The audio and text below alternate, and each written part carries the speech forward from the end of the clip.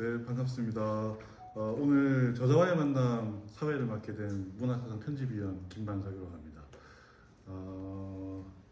이 자리는 일반적인 그 작가와의 만남이나 저자와의 만남이랑 성격을 약간 좀 달리하는 것 같습니다. 왜냐하면 오늘 저희가 함께 나눌 그 시집의 출간일이 오늘자로 찍혀 있기 때문에 사실은 이 방송을 지켜보는 분들도 시집에 대해서 첫 번째 만나는 이제 그 독자가 될 것이고, 그리고 여기 앉아 있는 사람들도 사실상 이 시집을 처음 만나는 사람들이라서 아마 책을 다 읽고 나누는 독서 토론의 방식이거나 대화의 방식이 아니라 같이 이야기를 읽어 나가는 방식이 되지 않을까 이런 생각이 조금 들었습니다.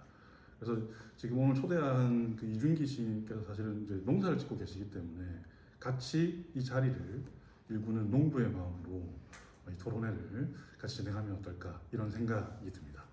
저와 같이 이제 토론을 같이 이제 진행해 주실 그 문학사상의 편집인이신 고문영 선생님이 가장 왼쪽에 계시고요. 그리고 시집의 저자이자 작가이신 이준기 시인이 이제 가운데 계십니다.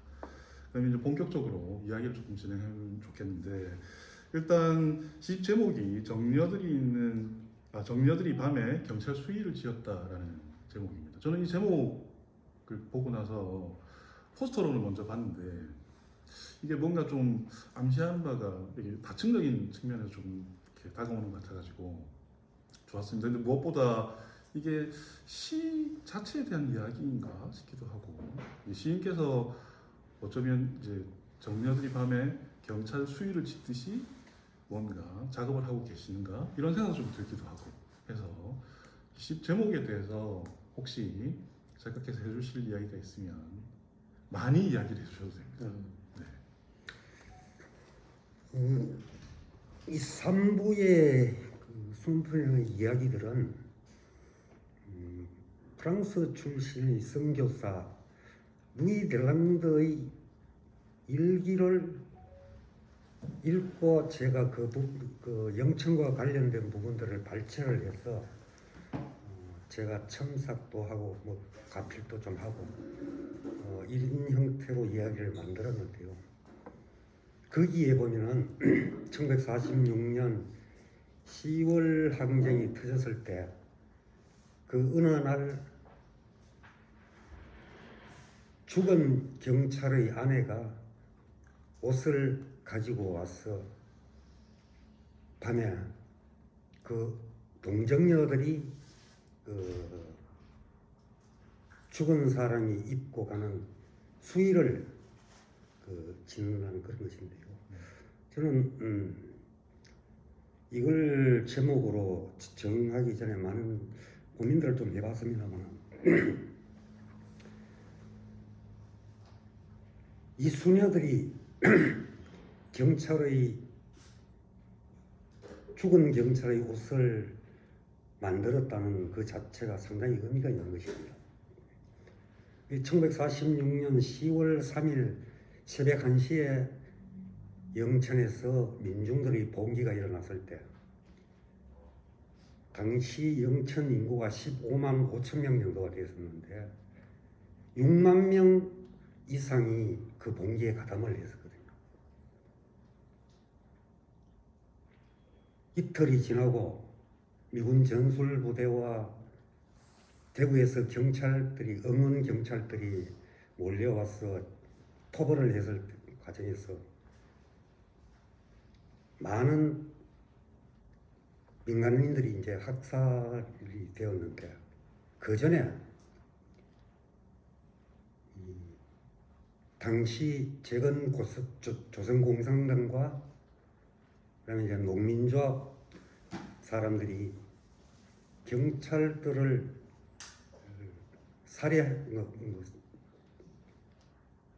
보복 살해를 많이 했는데 한 40명 정도를 살해를 했어요. 그래서 경찰들이 그 이상의 민간인들을 학살하는 그런 일들이 벌어졌습니다. 그래서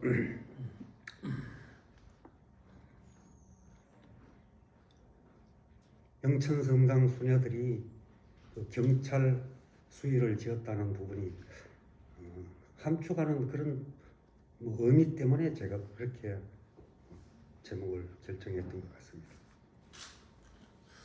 네, 뭐 사실은 이렇게 너무 질문에 바로 부연 설명 없이 육박한 대답을 주셔가지고 아마 가장 왼쪽에 있는 고문현 선생님 시 전체에 대한 또 구성이라든지 그리고 지금 얘기하신 바에 따라서 조금 더 보충 이야기를 해주실 것 같습니다. 그 머리말에 이제 보면은 그 루이 델랑드 신부님의 일기 이야기가 나오고 그 영천의 그 10월 항쟁에 대한 이야기는 이번 시집에 이거 쓰는 것으로서 내정을 하겠다 이런 그 이야기가 나오는데 그 앞에 이 시집 앞에 나온 시집 세 권이 다 영천 이야기가 많습니다. 영천 물론 10월이라는 이 시집도 있고 영천에 대한 그 영천 사람들 이야기 또 가족사 이야기 이런 이야기들이 많은데 이번 시집을 보면은 일부는 시인 자신의 어떤 살아온 삶에 대한 그 이야기가 좀 많고 이부는 영천의 사람들, 영천의 민중이랄까 이런 사람들 이야기 그런 민중 서사라 할까 이런 게 있고 3부가 아까 조금 전에 이제 이 제목과 관련된 그런 구성을 하고 있는데 우선 1부에 보면은 그 시인이 이제 환갑이 돼서 옛날 이야기를 많이 하고 있어요. 그 이제 29에 다시 영천으로 돌아와서 농사를 이제 30몇 년간 지금 나이로 치면 30한 5, 6년간 농사를 한 거죠, 그죠? 그런 이야기를 비롯해가지고 그다음에 뭐 농사 지으면서 시를 쓰고 하는 이런 이야기를 많이 하고 있는데 저는 굉장히 그 일부를 좀 감동적으로 느낀 게 원래 그 자기 이야기 잘 안 하거든요 시인이. 근데 이번에 이렇게 많이 하게 되는데 그 환갑 지나서 마음이 바뀐 겁니까? 어떻게 된 겁니까? 그 일부에 대해서 조금 이야기를 좀 해주시죠. 사실 1부와 2부의 것들은 2008년도에 제가 그 오래된 책 시집을 내고 난 이후에 실제는 이제 영천 10월 항쟁에 대한 얘기를 들만 주로 쓰다가 그 중간중간에 써놓은 것들입니다. 이미 오래전부터 써놓은 것들인데 그냥 뭐 써놓고만 던져놓고 있었는데 지난 몇 년 전부터 그런 것들 이제 한 매만져 보니까 제가 과거에는 쓰지 않았던 그런 것들을 써놨더라고요. 저도 2, 3년 전에 이것을 꺼내보고 저도 조금 의외였어요. 내가 이런 것들을 썼었나 싶을 정도였거든요. 2008년 이후로는 주로 영천 10월 얘기들만 했었으니까. 그것을 좀 다시 매만지면서 좀 너무 심하다 싶을 정도로 제가 솔직하게 얘기 너무 많이 해버린 그런 것도 있죠. 그럼 이 기회가 아니면 또 없을 것 같고. 굉장히 그 솔직한 그런 이야기들을 접하니까 그 마음의 울림이 더 커지더라고요. 그런데 진짜 아니 내가 형을 안 지가 지금 뭐 여러 수십 년이 뭐 돼가는데 이렇게 이런 어떤 삶을 살고 또 이런 이제 생각을 했구나 이런 그 느낌이 크게 와닿았거든요. 그 첫 번째 그 시를 봐도 나는 아직 멀었다 이렇게 이제 이야기를 하고 있는데 그 처음에는 얼핏 읽으면은 단지 그 어떤 겸손함을 표했나 이런 생각했는데 자세히 읽어보니까 야 아직 나는 진정한 농부가 되는 게 아직 멀었다. 이런 이제 농사를 30몇 년간을 짓고도 이런 이야기를 하고 계신다는 거거든요. 그래서 정말 농사를 보통 농사를 한 게 아니구나 이런 생각이 들었습니다. 어떤 농사를 하고 계십니까? 우리 독자들. 저는 예. 뭐 일부 시에서 그 얘기가 있는데 뭐 복숭아 향이나 팔아먹는 장사꾼, 장사치 농사꾼이라는 얘기를 누군가가 저한테 한 적이 있었습니다. 저는 이제 복숭아 농사만을 짓고 있는데요. 농사를 지으면서 제가 마음 어떤 한쪽 구석에서는 늘 찜찜한 그런 것이 있거든요. 옛날부터 있었는데 그게 뭐냐면은 우리 전통 농업과 이 상업 농업의 문제인데 저는 전적으로 상업 농인데 이 전통 농업이라 하면 논농업과 밭농업이에요.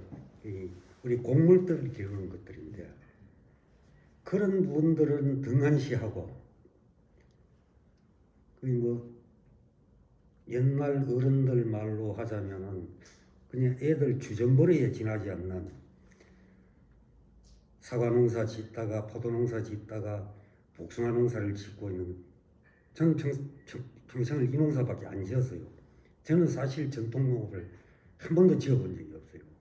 제가 아버지한테 물려받은 것이 사과밭을 물려받았기 때문에 그런 부분이 있죠. 왜냐하면 저는 농민의 활동을 하면서 늘 그렇게 되어야 된다고 주장했던 부분들이 김영삼 정부 정권부터 대농들을 양성을 했거든요.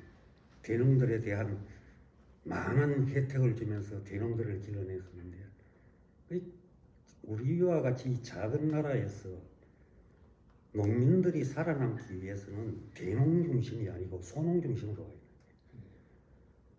돼요. 저는 이런 부분이 늘 좀 죄스럽고 그렇죠.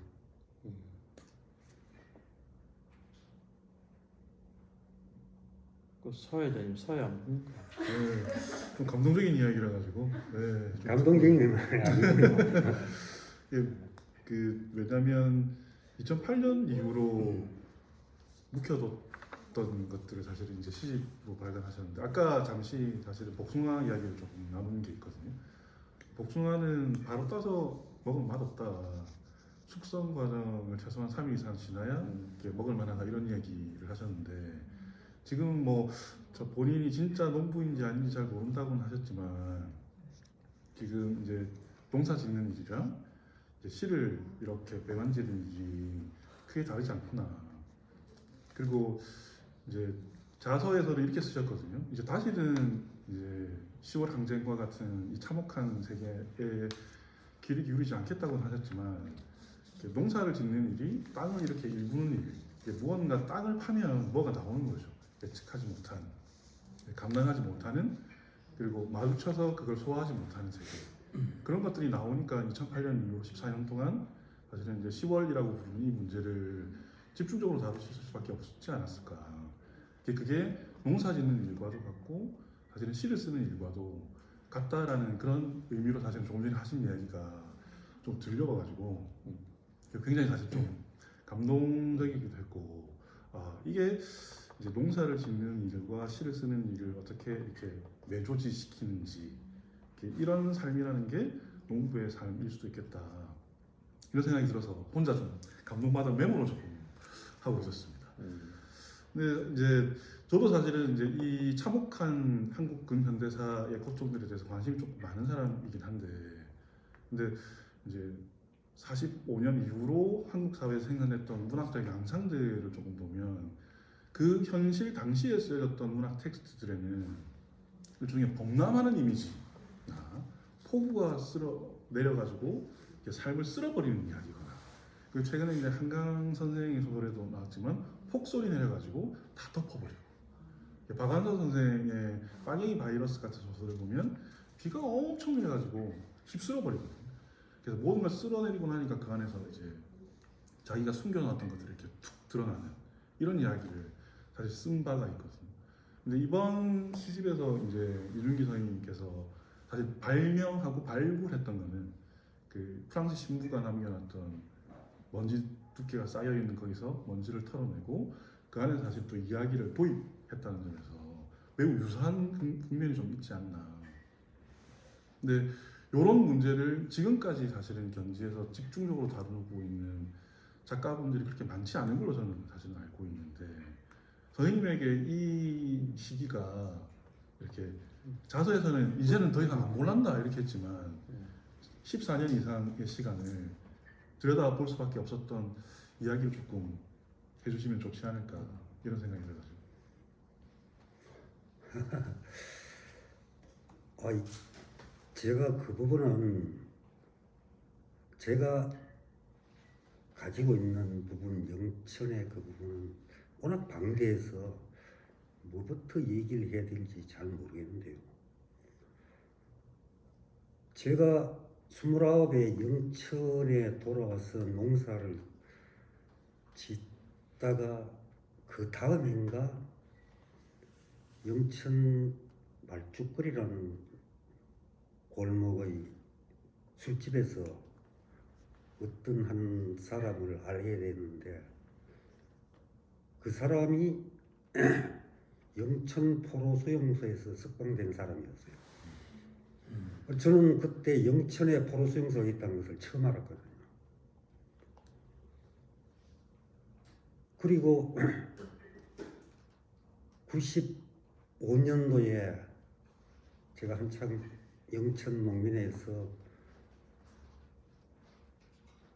독립운동 하듯 농민회 활동을 할 때였는데, 그때 현종린이라는 노인으로부터 영천 10월 항쟁의 얘기를 듣고, 그리고 어느 시점부터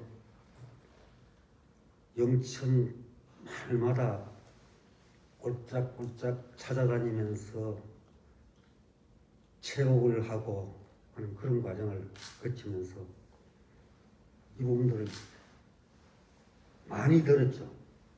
근데 처음부터 얘기는 안 해줬습니다. 물벼락도 맞았고 막걸리 벼락도 맞았고, 아예 뭐 육두문자를 바가지로 얻어먹고 빨갱이 소리는 뭐 말도 못하게 들었고, 그런 과정을 거치면서 영천 10월 항쟁과 그 이후에 보도연맹, 한국전쟁,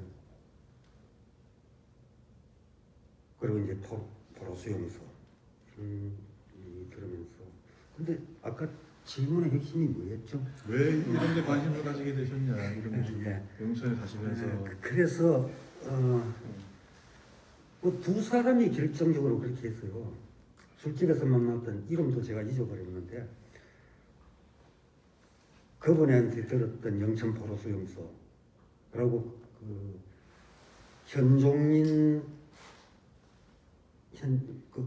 그 어른한테 들었던 10월 항쟁 하면서 그런 과정을 겪으면서 얘기를 들어보니까 조금씩 파헤쳐지더라고요. 그래서 이제 세 권의 시집을 냈었어요. 그 10월 영천아리랑 어처구니는 나무로 만든 세 권을 내고 난 뒤에 한 해인가 두 해인가 뒤에 대구 우리 작가회의 행사를 갔다가 그래서 행사를 마친 뒤에 대구의 그 노태명 시인이 루이델랑드를 얘기를 하더라고요. 그러고 조금 지나서 대구에서 만나가지고 복사를 했는 두 권의 책을 제가 받았어요. 복사본을 노태명 시인으로 받고 그것을 읽어봤어요. 읽어보니까 이거는 이제 포항 예수성심신료회에서 루이델랑드의 그 목회 일지를 전부 번역을 해가지고 두 권의 책을 묶었는데 이게 비매품입니다. 그래가지고 저는 이 권은 아예 읽지도 않았고 1권이 이제 이 델랑드가 프랑스에서 넘어와서부터 해가지고 1923년부터 그 과정 부산 거쳐서 대구로 거쳐서 그래 이제 영천에 온 1923년도부터 1949년도까지가 내용이 1권에 담겨 있어요. 그 과정을 보면서 8월 15일부터 봤는데 제가 알고 있던 얘기도 있지만 제가 전혀 듣지 못했던 얘기들이 많이 있어요. 근데 참 안타까운 것은 이분이 쓰는 글들이 워낙 짧은 메모 형태라고 자세한 사건에 대한 자세한 정황 묘사가 없으니까 이건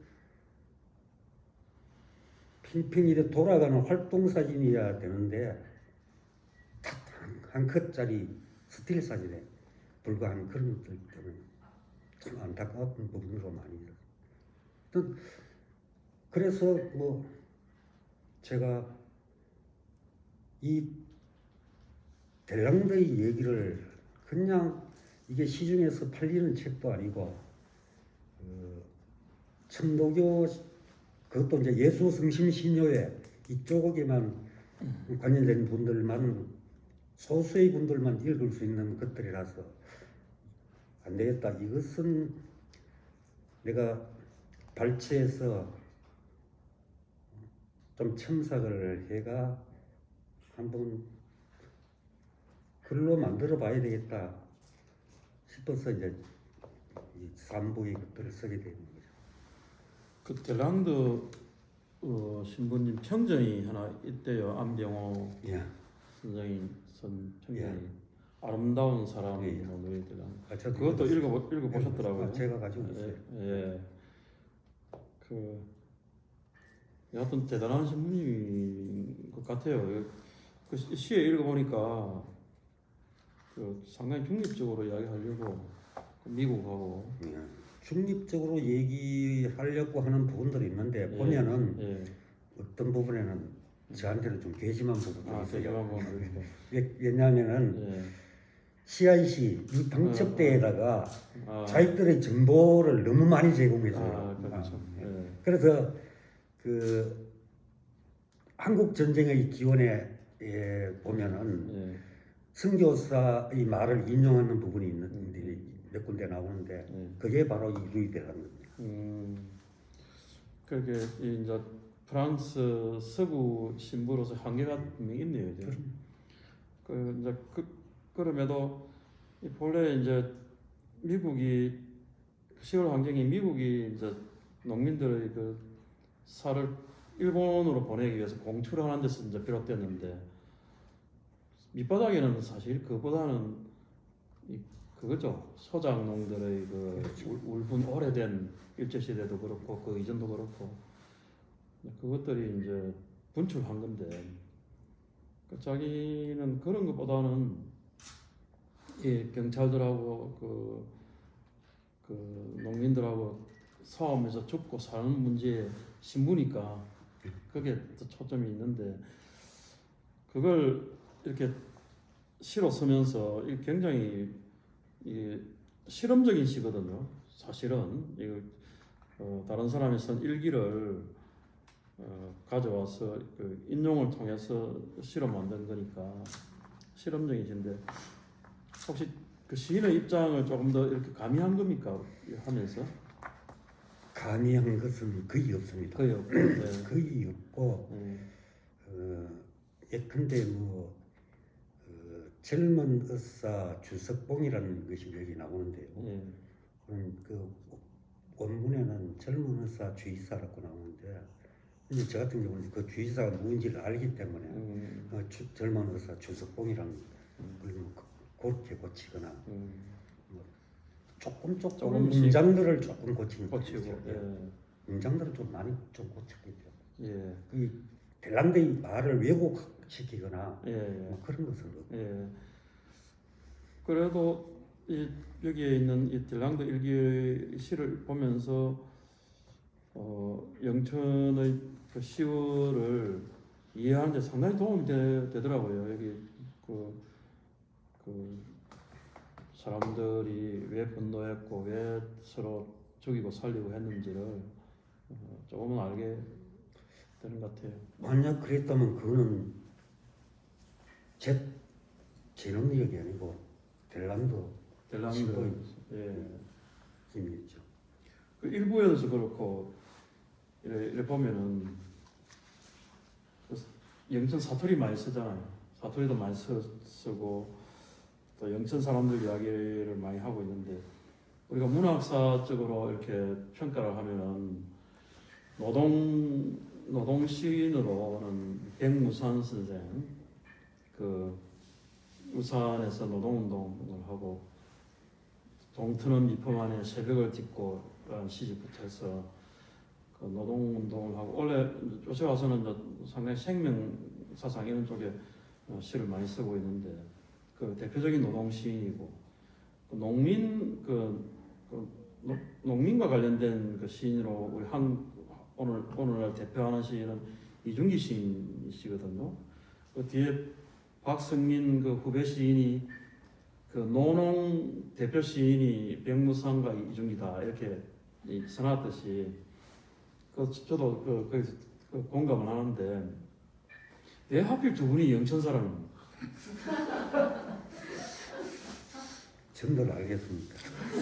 나는 참 영천이 이게 이 경북에서도 대구하고 가깝고 또 이 경주하고도 이렇게 또 가깝고 또 내려오면 또 이제 이 경남 쪽 울산이나 밀양이나 이쪽하고도 이렇게 가까운데 영천 그 사람들의 어떤 그 백신의 또 이런 학은찬 이런 그런 정신도 있듯이 영천 분들이 좀 문무를 겸비한 같은 이준기 형을 봐도 뭔가 문무를 겸비한 그렇게 준기 형이 근데 그 속에 제 이론은 좀 빼고요. 아니 그 시를 여기 보면은 완전히 서정시를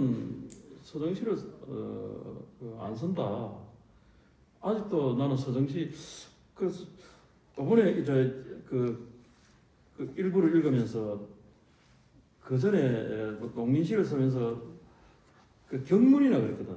자신의 시를 경문 그 농민운동을 하는 그 경문이라 그랬는데 요번에 일부를 읽으면서 상당히 서정적인 느낌을 많이 받았어요. 그래서 좀 좋았습니다. 그게 나는 혹시 부르주아 감성인가 싶어서 반성도 됐지만 여전히 그 서정시에 대해서 굉장히 거부 반응을 갖고 있어요. 왜 그렇습니까? 백무산 형은 지금 서정시로 간 것 같은데 어떻습니까? 좀 난감한 질문인가? 그래서 이게 제가 네. 유튜브이만 아니면은 할 얘기는 있는데 제가 그 서정시에 대한 경고라는 시 마지막에 뭐 이날 이후 뭐 불화살 맞아도 좋다라고 호기롭게 얘기는 했습니다만 이 유튜브가 지켜보고 있어서 그거는 제가 좀 말을 하기가 좀 그러네요. 그래 여기 사실 그 사투리 영천 사투리도 있고 영천의 어떤 그 어린 시절 이야기도 있고 또 영천 사람들의 그 삶도 있고 아주 굉장히 구체적이거든요. 굉장히 구체적이고 굉장히 구체적인 것은 진실에 가깝잖아요. 그렇지 않습니까? 그래서 그런 점이 참 굉장히 와닿는데 독자들이 때로는 이제 사투리 같은 게 좀 낯설 수가 있거든요. 가령 그 복숭아와 관련된 것도 복숭아를 안 하고 또 사투리를 쓰시기도 하고, 그다음에 도깨비 이야기, 톳제비 이야기도 하고, 그래서 또 저 송기, 나도 어릴 때 농촌에서 자라서 송기 하면은 뭐 소나무 가지에 지금쯤 잘라가지고 껍데기 벗겨가지고 먹고 하는 송기. 우리 시대만 해도 그 하모니카 네, 많이 부르죠. 하모니카 불고 하는 그런 이야기, 이런 이야기들이 참 그 많은 사람들이 읽으면 좋은 이야기 같아요. 어떻습니까? 그런 의도적으로 쓴 겁니까? 아니면 뭐 좀 근데 그게 의도적이었나? 그건 잘 모르겠고요. 제가 어느 날 한 2, 3년 전에 그 컴퓨터 속에 묵혀놨던 것을 꺼내서 한번 읽어보니까 저는 뭐 사실 다시는 시를 쓰지 않겠다고 어처구니 나무로 만든다를 내고부터 그렇게 생각을 했었어요. 했었는데 참 전혀 의도하지 않게 이 루이달랑드를 만나는 바람에 부분이 좀 있지만은, 근데 우리 2018년에 그것을 내고 몇 년이 지나서 묵혀놨던 것을 꺼내보니까 제가 어릴 때 얘기를 좀 많이 했더라고요. 뭐 손을 보면서 의도를 했는지 그거는 모르겠습니다만 의도하지는 않았고 자연스럽게 제가 다시는 과거에 그 썼던 그 경문의 글들을 쓰지는 못할 것 같으니까 아마 그런 쪽으로 흘러가지 않았나 그렇게 생각이 듭니다. 그 어린 시절 이야기 나와서 말씀인데 그 대체로 이 양자로 같은 이제 그런 경험이 있는 사람들이 그 훌륭한 작가가 된 사람들이 많더라고요. 그래요. 일본의 나섬의 소설기도 그렇고. 아, 그건 일본이고. 예? 아니 그렇게 가령 저 해밍웨이 같은 경우에는 18살 위에 누나하고 똑같은 여자 옷을 입혀가지고 계속 키웠더만 나중에는 지나칠 정도로 남성적인 그 소설만 쓰고 이렇게 된 모양인데, 그게 어릴 때 그 양자로 간 이런 그게 좀 이 글을 쓰는 그 계기가 될 수도 있거든요. 그건 뭐 제가 요번에 이걸 읽으면서 그런 이야기를 여러 번 하고 있었어. 그래서 그 양반 가문에 대를 잇기 위해서 양자로 갔는데 그게 상당히 불만이었다 이런 이야기를, 그런 것이 결국은 그 민중에 대한 관심으로 그렇게 간 게 아닌가 이런 생각이 들었습니다. 글쎄요. 저는 국민학교 때 전과와 수련장을 못 가져봤거든요. 제가 아마 국민학교 3학년 때부터 우리 아버지가 그렇게 말씀하셨어요. 너는 국민학교만 졸업하면 농사지어야 된다. 그러면 귀에다가 엄청나게 못을 박았기 때문에 저는 당연히 그렇게 알고 있었고 국민학교 졸업하고 농사를 지었어요. 근데 1958년생들이 좀 복받았던 사람들인데 박정희가 전국의 각 연마다 중학교를 다 지어줬지 않습니까? 그러면서 거의 대부분이 중학교를 들어갔는데 제가 이제 중학교 시험 마지막 세대인데, 근데 저는 그 58년생들하고 중학교를 같이 다녔지만은 중학교 입학은 4월 30일 날 했어요. 우리 아버지가 집에서 지경목발 두드리는 친구들은 다 중학교를 보내줬는데 우리 아버지는 안 보내주더라고요. 그래서 뭐 농사를 짓고 있었어요. 근데 어느 날 느닷없이 우리 작은아버지가 한때 유행했던 야타 같은 말, 야타 그래가지고 우리 장아버지 집차 타고 중학교 교장실에 갔다가 그 이튿날부터 다녔거든요. 그 4월 30일 날 제가 중학교 들어갔는데. 그리고 고등학교도 마찬가지고. 뭐 고등학교 간다고 체력장 시험 한 적 없고. 아니 우리 작은아버지가 중학교 보내주고 고등학교를 보내줬는데 그분은 이제 계산된 것이었죠. 당신 작은 형님이 양자로 가서 또 아들을 못 낳았으니까. 이제 제가 양자를 가서 8배 주손인데 그것 때문에 우리 작은아버지가 상당히 계산을 해가지고 이제 저를 학교 보내줘가지고 그 바람에 제가 고등학교 1학년에 양자를 들어갔었어요. 갔다가 늦게 들어갔죠. 딱 1년 만에 야반 도전을 했죠. 예, 그런 이야기들이 오늘 이제 시에 있어서 이제 그 환갑 지나고 나이가 들면서 이제 어린 시절 이야기를 이제 하게 되는구나 이런 생각이 들었습니다.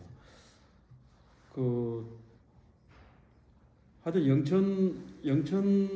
영천 이야기를 계속 하고 있잖아. 영천에서 지금 백신의 기념 사업을 오랫동안 해왔고 최근에는 학원산도 기념 사업을 하고 최근 사무실도 만들어졌다고. 그래서 이 한 동네 한 마을 마을이라고 고을이죠. 고을에서 이렇게 끈질기게 뚝심으로 그 고장의 사람들과 삶을 이야기하는 사람이 흔치가 않거든요. 그래서 이준기 시인은 정말 흔하지 않는 그런 분으로 보입니다. 그리고 어떻게 그럴 수가 있습니까? 그 자기 고향에 대해서 나는 고향이 좀 때로는 멀리하고 싶기도 하고 또 때로는 그립기도 하고 이런 어떤 이중성을 가지고 있는데 그 영천이라는 그 고향의 역사와 삶에 대해서 또 그게 문인들에 대해서 이렇게 온 그 정열을 바쳐서 이렇게 그렇게 하는 그 기저의 그 힘이 뭡니까 그게 늘 궁금합니다 그게. 힘이 뭐 있습니까? 근데 뭐 구형은 네. 고향 떠나가 있어서 그렇고요. 저는 뭐 고향에 사니까 그렇게 할 수 있는데 뭐 들여다보면은 이런 분들이 너무 알려지지 않았구나 하는 것이 이제 가장 처음 했던 생각이었고, 그리고 제가 글을 잘 못 쓰잖아요. 좋은 시를 쓰는 시인이 못 되니까 뭐 좋은 시 못 쓸 바에는 차라리 그런 일이라 하는 것이 오히려 낫죠. 그게 훨씬 보람 있는 일이죠. 그 좋은 시는 서정시를 말하는 거죠. 서정시에 대한 경고가 있습니다. 서정시에 대한 경고. 44페이지에 서정시에 대한 경고. 저 이거 보면서 역시 아직도 경문을 쓰는 이른기 시인의 어떤 정신이 하나도 바뀌지 않았구나. 그리고 이 복숭아 농사를 하면서 정말 도를 터득한 농부인가 했는데 여전히 그 야성에 대한 어떤 그런 여전히 어떤 청년의 마음을 갖고 있구나 이런 생각이 들기도 했습니다. 사실 제가 이거 예. 출판사 원고 보낼 때 이런 거 안 들어있었거든요. 근데 앞에 시에 여기 또 이 제목이 들어가 있던데 안 들어있었는데요. 예. 교정지가 와서 교정을 보다가 제가 몇 편을 빼버렸어요.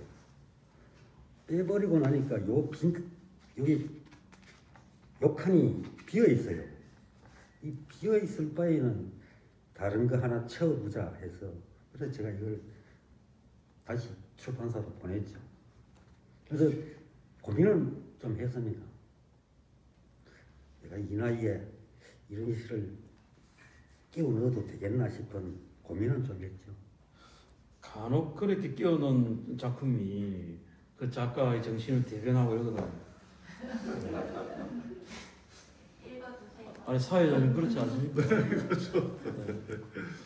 한번 근데 이게 사실 이건 낭송에 적합한 시라기보다 사실 굉장히 현대적으로 읽어야 좋은 시일 것 같은데 일단은 한번 읽어보겠습니다. 서정시에 대한 경고.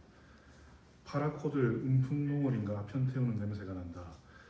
세찬 물살 거슬러 갈 지느러미 아예 없다.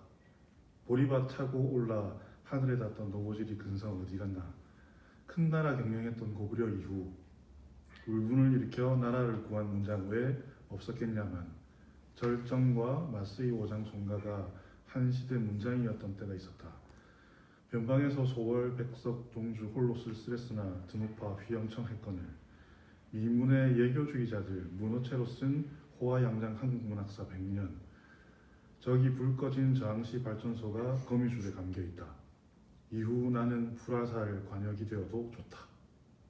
이렇게 해서 예상하고 있습니다.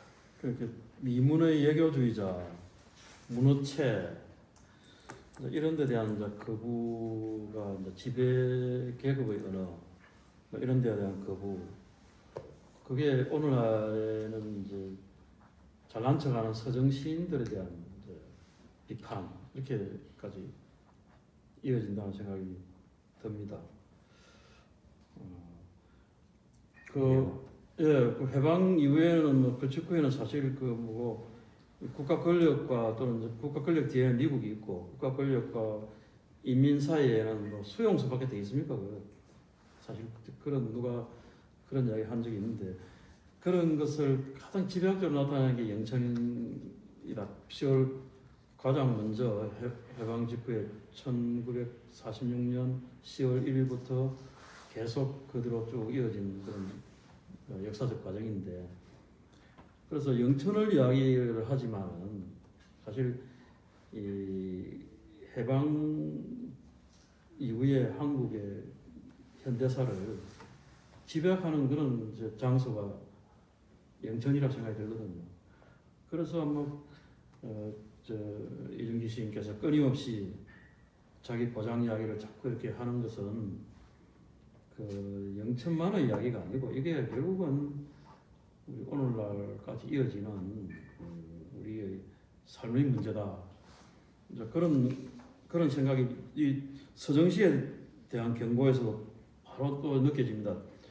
이육사의 절정과 미당 서정주의 마스의 오장 송가를 딱 이렇게 딱 갖다 붙여놓고 그다음에 소월과 백석과 동주는 아주 홀로 쓸쓸했다.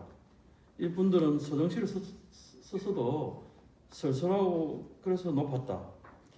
그래서 오늘날의 미문의 예교주의자들이 문어체로 쓴 호화 양장 문학사 100년 이거는 그야말로 형편없는 것이고 그렇다 보니까 저항시 발전소는 불이 꺼져 있고 거미줄에 감겨 있다.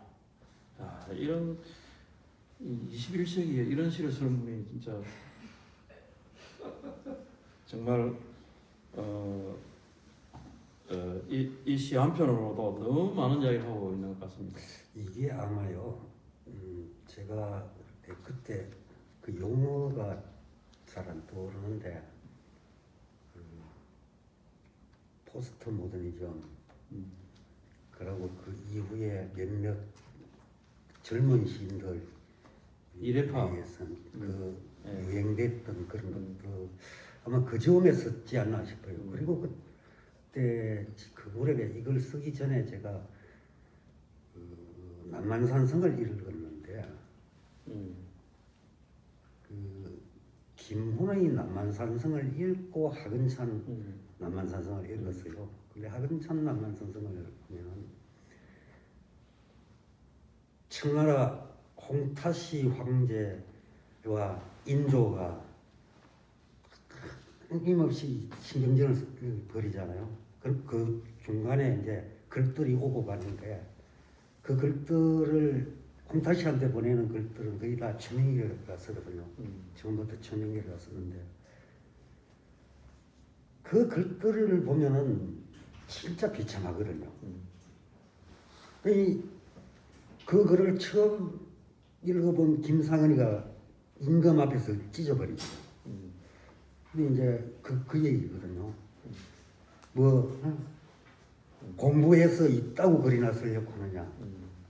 그런 그 대화도 있어요. 뭐 아마 그런 이런저런 그런 감정들이 좀 복합적으로 이렇게 개입됐던 것 같아요. 자, 그러니까 참 여러분들 이 한편의 시에 엄청난 의미가 지금 숨겨져 있습니다. 지금 사실 이 시를 쓸 때 그 이제 김훈의 남한산성하고 박은찬의 남한산성 이런 걸 또 같이 읽고 또 거기 이제 청나라에 보낸 최명길의 그 얼마나 그 대국에 아부하는 그런 미문으로 섞였습니까? 그런 걸 보면서 야, 이 굴욕의 역사라는 게 끝이 없구나. 그런 걸 이제 서정시에 대한 경고라는 이런 그 형태로 만들어낸 것이다. 이런 이야기입니다. 예, 그럼 앞으로도 계속 경문을 놓지 않을 겁니까? 어떻습니까? 저는 경문 이제는 못 씁니다. 나는 그럼 서정시를 좀 써주면 좋겠는데 연애시도 좀 쓰고.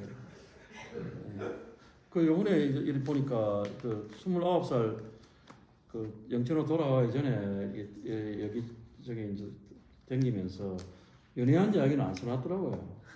그건 언제 쓸 생각이에요? 글쎄요. 떨지 말고 해야죠. 형수님 안 보고 있으니까.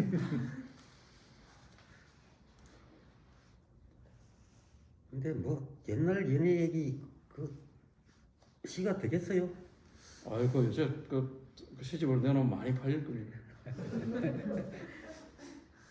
근데 이런 시도 지금 22년, 14년을 묵혀가지고 그렇죠. 사실 이미 써놓으셨을 가능성이 굉장히 크지 않을까.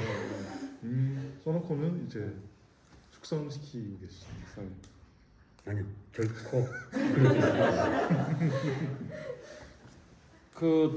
아까 그 우리 신부님 일기는 좀 이렇게 비밀 포럼으로만 있고 공개는 안 될 건가요 앞으로도?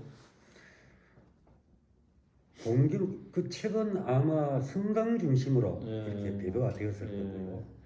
그리고 이제 그 예수승심 신묘회라는 것은 포항과 대구 요 중심이거든요. 아 예. 그러다 보니까 예. 이게 전국적으로 그게 아니거든요. 예. 그러니까 예수승심 신묘회라는 이것은 그 우리말 이름은 남대영이고 예. 너희들랑가 예. 우리말 이름은 남대영입니다. 예. 남쪽 불꽃이라고 그래요. 아 예. 남대현. 예. 아마 책들이 많이 깔리지는 않았을 거고요. 그리고 전체적으로 제가 봤을 때 번역이 많이 잘못됐어요. 김성칠의 일기에는 영천 이야기는 없죠? 조금 있죠. 조금 있습니까?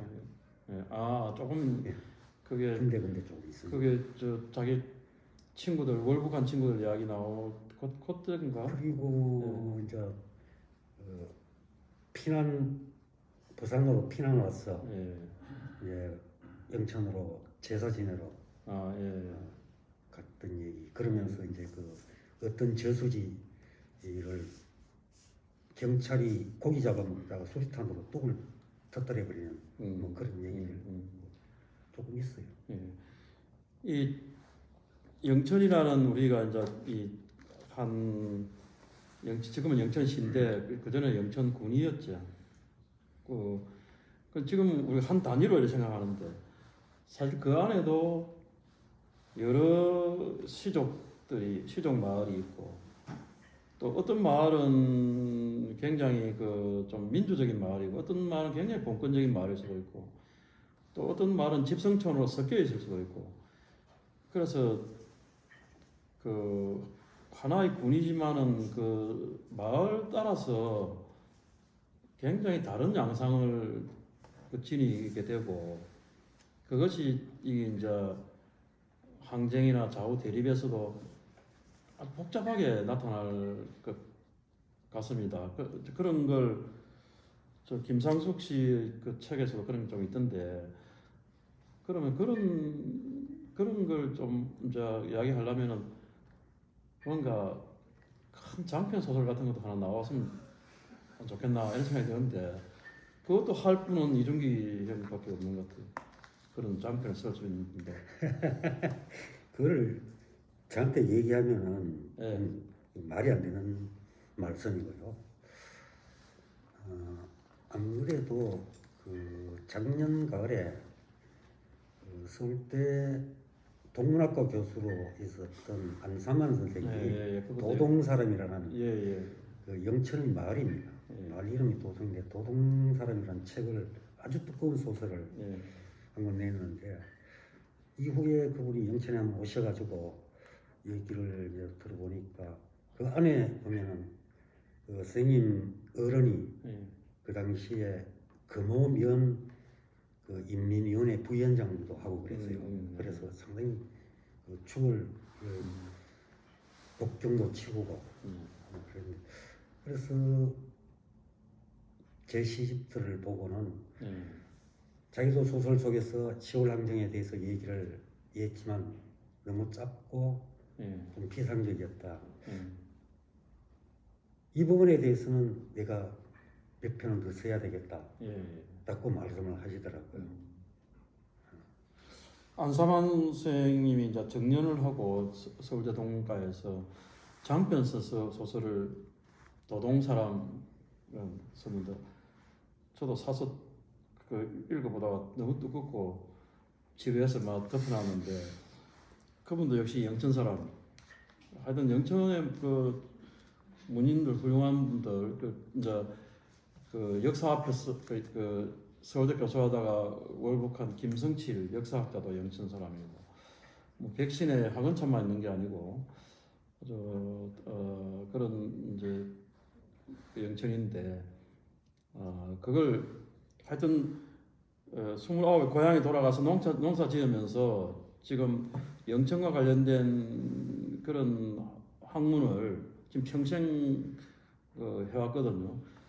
그래서 이게 이제 어떻게 보면 영천학인데 뭔가 그 경북 안에서도 어성이나 상주나 뭐 안동하고 다른 영천이라는 어떤 그런 이제 문의가 좀 느껴지는 것 같아요. 이제 그런 이야기도 좀 앞으로 할 필요가 있겠나. 우리가 뭐 대구 경북 뭐 하나인 것처럼 해도 그 안에 다 다르거든요. 다르고 또 굉장히 보수적이라 생각되는데 저희 보수적인 이유가 원래 좌파가 많아서 그래요. 그 집안에 좌파가 있는 사람들이 나중에 보면은 이문열 선생이나 뭐 서울대 교수 김용직 선생도 위에 그 자역이잖아요. 그러니까 그걸 속뺀 이야기를 자꾸 하려고 하거든. 그러다 보니 보수가 되는데 이제 그런 이야기들을 아주 좀 이렇게 구체적으로 이렇게 제대로 이야기를 해주는 분들이 많지 않은데 아마 이준기 시인께서 영천을 중심으로 정말 구체적인 영천 사람들 이야기를 많이 하고 있는 것 같습니다. 기념 사업도 열심히 하고 계시고 그래서 계속 건강하게 코로나는 절대로 걸리지 말고 그래서 그 야성을 지닌 그 농민으로서 시를 계속 쓰시고 영촌에 대해서도 계속 했으면 좋겠는데 어떻습니까? 알겠습니다. 앞으로 어떨 작전입니까? 열심히 살겠습니다. 이 사회자가 할 이야기를 제가 했군요. 제가 열심히 살아왔거든요. 예. 그 부분에 대해서는 예. 제가 살아왔던 대로 또 열심히 살면 되겠죠. 그거는 뭐 진짜 놀라울 정도입니다. 그동안에 뭐 아이 그건 아니고요. 아니 뭐 유튜브라서 하는 이야기가 아니고 그렇습니다. 아니 뭐 사회자한테 뭐 예? 권한을 주시는 것처럼 얘기해놓고는 본인이 마무리를 지어버려가지고 들으면서 사실 여러 가지 생각을 좀 하긴 했는데 그 한국의 농업 노동이라고 부르는 게 굉장히 사실은 엄청나게 변한 것 같지만 많이 안 변했거든요. 그래도 이제 남성 농업인들은 약간 이제 변했어요. 어느 정도 변했는데 진짜 안 변하는 건 여성 농업 노동이거든요. 그러니까 앞에서 이제 남성 농업인들이 이제 경운기나 트랙터를 몰고 가는 뒤에서 호미를 들고 이렇게 뒤에서 밭을 갈아야 되는. 그래서 실제로 이제 폐암이 많이 걸리는데 그런 이유 때문이라고 하거든요. 그래서 실제로 이제 여성 농업인을 위해서 만들어진 유일한 테크놀로지가 앉는 방석 있지 않습니까? 그게 거의 유일한 상황이라고 합니다. 그런 점에서 보면 이제 농업이라고 부르는 혹은 농사라고 부르는 이 영역에 여전히 마음을 떠나보내주지 못하고 거기를 자꾸 이렇게 아까 뭐라고 얘기하셨냐면 딱 적어놨는데 들여다보는 이 감각 이게 저는 아까 저의 질문은 요체는 이거였는데 들여다본다라는 거는 굉장히 특이한 감각이거든요. 외면할 수 없어서 거기에 계속 정박되어 가지고 그걸 자꾸 매만지고 봐야 되는 이게 어쩌면 10월에 관심을 갖게 만들어주는 그 시인의 진짜 동력 가운데 하나가 이런 게 아닐까. 농업에 대해서도 마찬가지고 동네에 대해서도 마찬가지고 아마 시인께서 가지고 계신 이런 감각들을 우리가 시집을 읽으면서 좀 공유하고 나누어 받으면 시인이 실제로는 공유하고자 했던 진짜 근본적인 영역들을 우리가 좀 분유받을 수 있지 않을까 이런 생각을 조금 하게 됩니다. 우리 한 시간을 예약을 해서 진행하기로 해서 지금 이제 1시간쯤 됐는데 실은 관련해서 해야 될 얘기도 많고 질문해야 될 이야기도 아마 요 이제 방송을 보고 계셨으면 굉장히 많아졌을 거라고 생각합니다.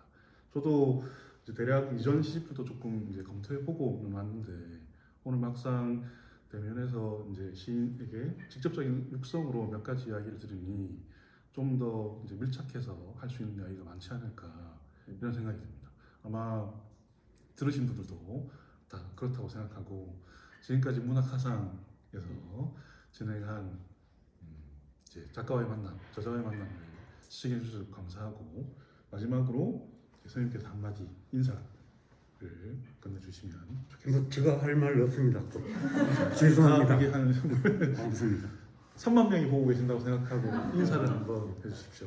아니요, 뭐 저는 따로 할 말 없습니다. 따로 할 말이 네. 없으시답니다. 그럼 여기서 마무리하도록 하겠습니다. 감사합니다.